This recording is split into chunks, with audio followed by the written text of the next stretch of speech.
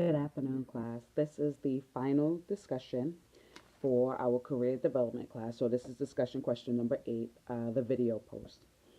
So, with that being said, the first question for our discussion question number 8 is: how has this class changed your perception about career counseling?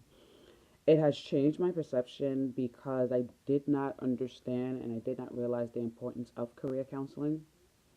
And so I think that was the biggest scope of what this class did for me this semester. It allowed me to understand that career counseling is not something that's just done um, for the sake of it being done. And while it's for those who may be indecisive, it can also be for those who just want to ensure that they're on the correct career path. Many times when we make decisions in regards to our career, we're young. We really don't have a lot of knowledge into what is accessible to us. And so we just make a decision based off of whether what we know according to culture or what we know according to gender or what we know according to what people tell us or what we think that particular career may afford us.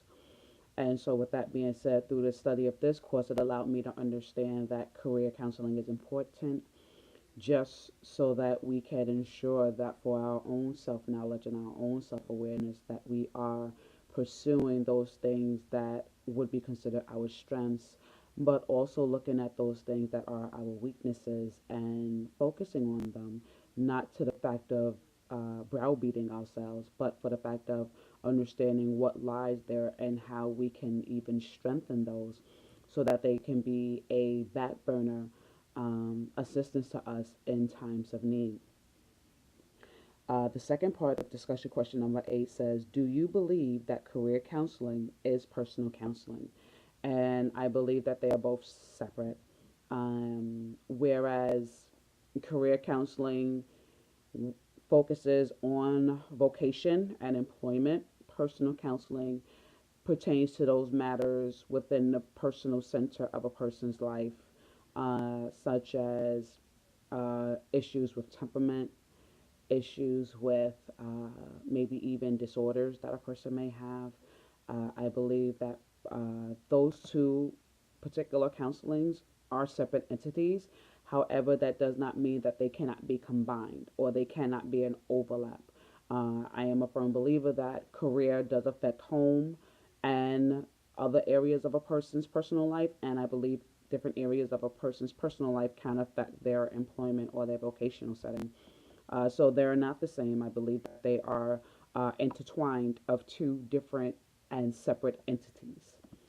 The third part of discussion question number 8 says identify one thing that you will use in your personal career development. And what I determined that I would use was super and Crumbolt's theories. According to Zunker, 2016, it says that Super 1993 suggested that there are two kinds of counseling, situational and personal, and they are not dichotomous but rather continuum. Counselor and client are to work together to develop the client's self and situational knowledge as shaped in person environment interactions. I believe that I would use that theory, and then I would also use Crumbolt. According to Zunker 2017, Crumbolt 1993 strongly advocates integrating career and personal counseling. He suggests that the terms career counseling and personal counseling convey the impression of a dichotomy, that has been reinforced by different training courses and certifications. His major point is that personal problems cannot be separated from career problems as they are intricately intertwined. And just like I was saying before, where career and personal are separate entities but they're intertwined, I believe that these two theorists, Super and Crumboltz, I can identify with their particular theory pattern, and I believe that that is what I would use in my own personal career development. and even not so much culturally, but also spiritually. I believe I would use those two theories because a lot of times we look at spirituality and we don't intertwine them in work, and sadly to say, sometimes they're not even intertwined in our personal lives. Sometimes we look at the things that are spiritual as a separate entity from our regular personal life. And so even with that, I think even spirituality would even be involved in that whole process for me, where I would look to ensure that I'm incorporating those entities as best as possible in regards to my own personal career development. Another part of the discussion, question number 8, says identify one thing that you will use in your professional position. And what I decided that I wanted to use was specifically holistic counseling, according to Zunker 2016. And basically, he states that holistic counseling is counseling that focuses on the interrelationships of personal and career problems and how they affect multiple life roles.